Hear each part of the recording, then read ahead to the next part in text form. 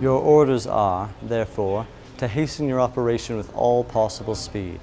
The Mormons must be treated as enemies, and must be— His inkpot spilt its tar upon the desk. Like feathers, dust alighted on the stain. Grumbling, Governor Boggs bayoneted his pen into the puddle. The pen quenched its thirst, then resumed writing. Exterminated, or driven from the state if necessary for the public peace.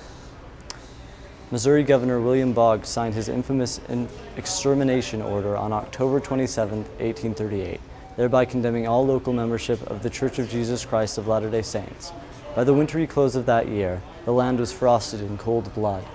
Doctrine and Covenants 135 says, "the best blood of the 19th century." Boggs ordered grisly persecutions to fuel the torches and to splash the pitchforks of vigilantes, militia, and murderers who tormented fathers, mothers, and infants. Church President Joseph Smith Jr. had been unjustly imprisoned and was helpless. Guards provoked him, boasting their bestial activities. In one instance, Joseph stood up amidst his cackling captors and roared in the voice of a terrible angel. "Silence, ye fiends of the infernal pit," he said. They sat, ashamed and muted for the night. Travesty espoused the church's exodus. Rattlesnakes, Indians, and illnesses ceaselessly assailed them. The blizzards, flapping rapidly like demons, enlivened icy winds, driven from sea to shining sea because of their harmless religious beliefs, and purged by the elements, these pioneers endured a peculiar refinement. Their trials gilded them gold, and according to Job 23:10, they came forth as gold, to found a virtual Zion in the Salt Lake Valley. In 1846, Martin's Cove, Wyoming, cradled pioneers dozing to hypothermia's hypnotic lullaby. Here, 52 members of Martin's handcart company quietly died beneath their dreams.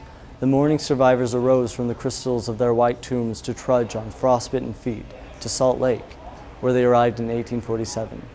President Gordon B. Hinckley said, "Those on high, cold plains of Wyoming came to know him as perhaps few come to know him."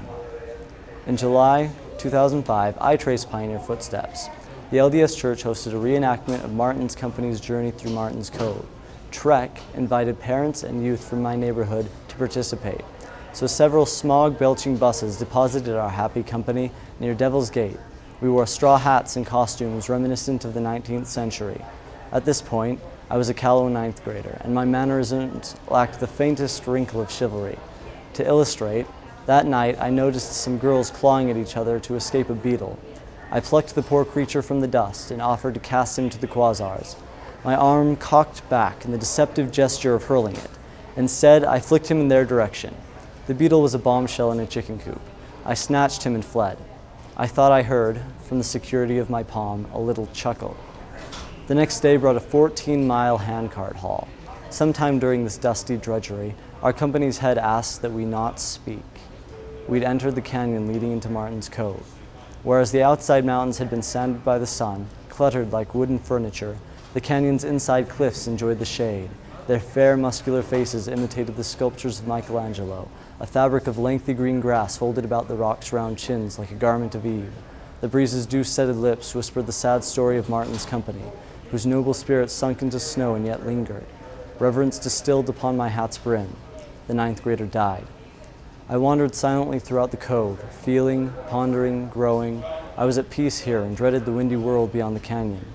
But I knew that a dream for a better world had consumed the consciences of these martyrs, and that such a dream could not be realized within this canyon's confines. In Martin's Cove, a kiln of shade and dewdrops, we were one. Today, Utah youth follow stepping stones, still sending sparks from their father's fiery refinement. Our refinement isn't so much a physical as it is a spiritual burnishing, a shared hope and oneness with our ancestors.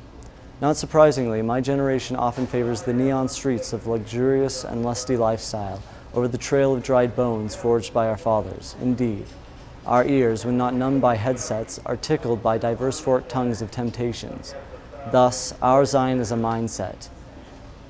It is a voluntary baptism of fire. Hence we press on, as pioneers, forever entranced by that westward sunset.